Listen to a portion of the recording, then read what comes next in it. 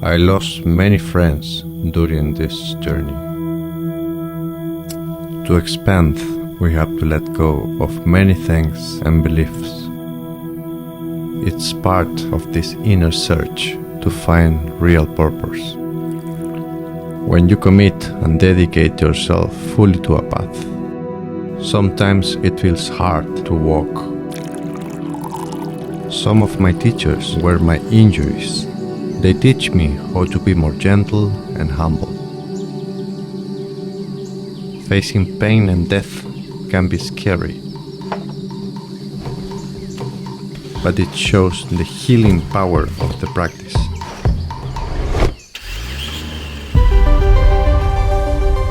When we know how the body works, we can master our own healing.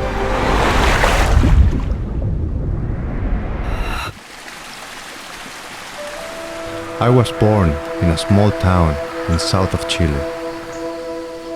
Nature always was the only place where I could find myself and connection to my body. My first practice came with body work and martial arts when I was 12. 10 years later, I stepped into a yoga hall for the first time, and I got to know my body and mind limitations. I found that yoga is like a martial art, but here, against my own ego.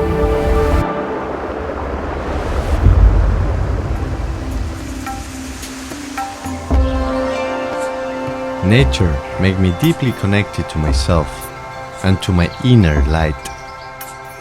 In India, they say that yoga is the great union to yourself and to that something bigger than you.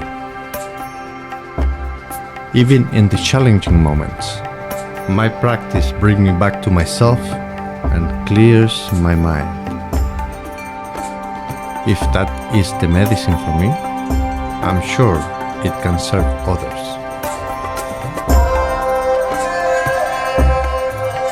Teaching is about respecting and understanding others' journeys. It's a dance in between gentleness and motivation, supporting the experience and connection to everything around us, because that brings us what we need.